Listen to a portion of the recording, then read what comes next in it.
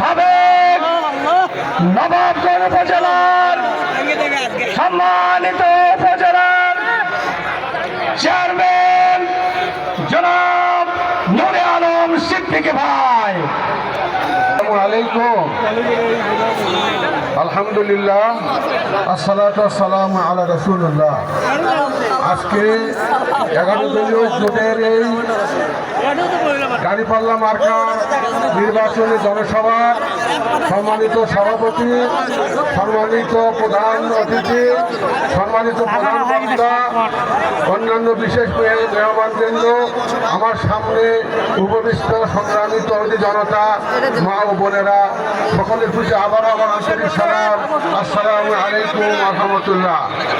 সম্মানিত ভাইরা, আমাদের যারা বিপক্ষে বিএনপি ভাইরা তারা বলে যে তারা নাকি বড় দল। আমরা বলতে চাই, তাদের বড় দলে কি ভালো লোক নাই? তারা যে নমিনেশন দিয়েছে যে 300 আসনের মধ্যে, তার 45 জনই হলো ঋণ খেলাপি। তাদের 57 কোটি টাকা, 57,000 কোটি টাকা তাদের ঋণ খেলাপি।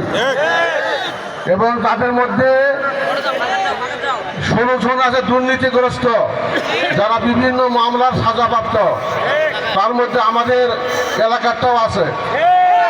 সময় তো ভাইরা, তাহলে তারা যদি ভালো লোক যদি এমপি তারা যদি না দেয়, নমিনেশন না দেয়, তাহলে কি তাদের মাধ্যমে কি একটা ভালো সমাজ, দুর্নীতিমুক্ত সমাজ প্রতিষ্ঠা করা সম্ভব?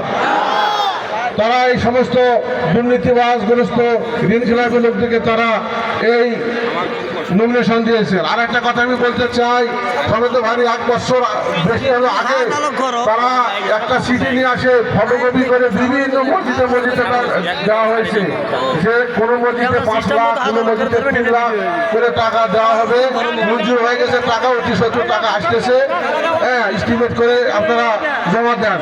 কিন্তু দেখা গেল আজ পর্যন্ত একটি টাকা কোনো মসজিদে পায় না। পাশে নাকি বলেন একটা মসজিদেও তারা টাকা পায় না। তার মানে তারা যে কৃষি কার্ড, ফ্যামিলি কার্ড যে ভুয়া তারা ওয়াদা করতেছে, এটাও তাদের ভুয়া, এটাও আমরা পাবো না, কেউই আমরা পাবো না। এই জন্য সতর্ক হওয়ার জন্য আগামী নির্বাচনে দাঁড়িপাল্লা প্রতীকে সকলকে নির্বাচিত করার জন্য অনুরোধ রেখে আমার সংক্ষিপ্ত এখানে শেষ করছি।